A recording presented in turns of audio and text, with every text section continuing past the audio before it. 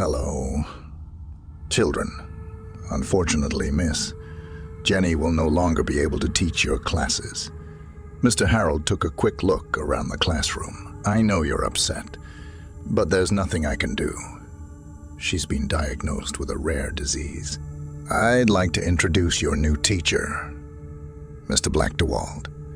He has quite a lot of experience, and more than that, he is the author of his own teaching methods. The principal introduced the new teacher and left our office in a hurry. At that time, no one could think how we would end up getting to know the new teacher. Although, if we had known who we were dealing with beforehand, it wouldn't have made any difference. Good morning, children. He spoke slowly, and his voice had an unpleasant, husky quality to it. I hope we get along well. He paused. If not, will you give us a belt, Master? We've been immune to it since we were kids. The whole class laughed. Brian always dropped the witticisms. Brian, you're staying after school. Brian, I'm going to have to talk to you.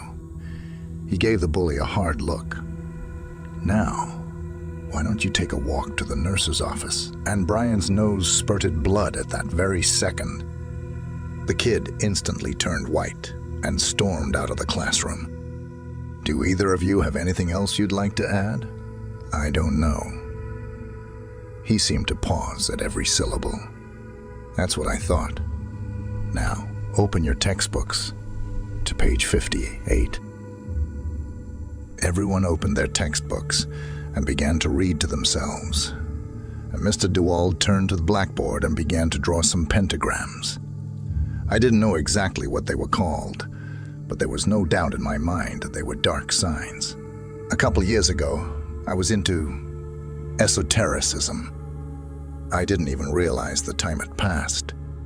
How do you like our new teacher? Alicia came up to me. I don't think his head's right, she smiled. Hey, what are you talking about? I could barely get out of my head. Michael, you look like you're from another planet. Have you gone to bed tonight? Cheerful Alicia, as long as I can remember. She's always been like that. Yes. It's just Mr. DeWald. It's weird. I looked thoughtfully at the ajar door. What do you mean? The usual fool. I wanted to believe what she said. You remembered. We're going to the movies tonight. Yes, of course. She kissed me on the cheek and ran off towards the cafeteria. After school, until I met Alicia, I was on the internet looking for information about my new teacher, and when I typed his initials into the search box, I almost fell off my chair. DeWald, the most influential witch doctor of the 17th century, studied the possibility of eternal life buried on River Bluff. In his last years, he swore he knew the secret of resurrection, but everyone thought he was out of his mind. He died at the age of 46 of unknown causes. The next day, after school, I got on my bike and headed toward River Bluff Cemetery. It turned out to be incredibly large. The search promised to be unbearably difficult. After 2 hours of hopelessly trying to find DeWald's slab, I came upon an old man. He turned out to be the caretaker who keeps the place in order. Excuse me. Do you know where Black DeWald is buried? Mom says he's a distant relative of ours. I wouldn't wish that on a relative. There's still strange things going on near his grave. Out west, near the waterfront, you'll see it by a special black slab with a pentagram on it. The old man pointed west. Thank you for your help. Have a good day. The closer I got to the west side of the cemetery, the more uneasy I became. There were more and more dead dogs. Crows were crowing in the trees. And what happened to the weather, I don't want to say. A strong wind came up. The sky was covered with black clouds, and in 10 minutes it rained. And what a downpour. A real downpour. A real downpour. The cold gave me chills, but I had to keep going. Finally, here it is, the DeWald plate. Fresh earth, grass everywhere. But not here. It's as if it's been dug up recently and backfilled. I gotta get out of here while I'm still alive. The farther I got from DeWald's grave, the better the weather got. Let's find out what the devil's teaching us lessons. The next morning, DeWald had his first lesson. I was shaking all over. I was afraid to even think about him. You didn't get too wet last night. I didn't even realize he was talking to me. Michael, I'm talking to you. Oh, yeah. Sorry, I got caught in a little rain. But that's okay. How does he know? Do you have to stay after school? You have to stay after school. I need to talk to you. Now, children, open your textbooks to page 235. Tomorrow, we'll write an essay on this topic. Class was over, and I went to DeWald's. Alicia agreed to stand outside the office. It didn't take long to get her to agree, especially after I told her everything that had happened to me in the past 24 hours. I quietly opened the door. Come in, Michael. Backed up with your friend. He was smiling. The skin on his face was a pale blue. It was like a dead man was talking to me. She won't be much help to you if I'm thinking of punishing you. There was another long pause that made my blood run cold. But I only want to warn you, as a friend, not to pry into other people's business. I hope you understand. You shouldn't be looking for trouble at your age. Now go on. My legs were shaking. I don't know how I could walk on them. A wild terror gripped my insides. I know the word animal fear now. Alicia heard everything, every word. I called her phone beforehand and put the receiver in my pocket. Michael, we need to figure this out. Her emotions were running high. He's obviously up to no good.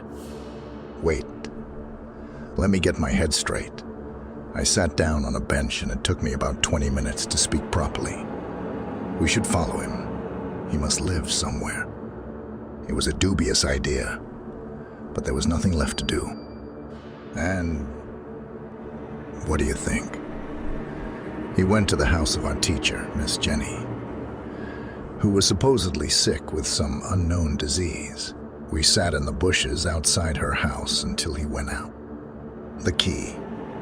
There's always a key under her mate. Alicia used to visit her a lot and knew all her secrets. I lifted the mat. Got it. We opened the door and went inside. It was so scary. There are no words to describe it. We can't turn on the lights, and that DeWald could come back at any time. Using our cell phones, we began to look around the house. It's all right, nothing unusual. We just need to look in the attic, Alice whispered. We climbed the creaky stairs. Every step made our blood run cold. Look, some books. I took an open old book in my hand. Exorcism and the Holy Inquisition. Yes. Alicia looked at me. Do you know what this is? Soul transmigration. Looks like our teacher's been possessed by the spirit of this witch doctor. Let's get the book and get out of here. I think someone's in the house. I gestured. Not a sound. Alicia nodded.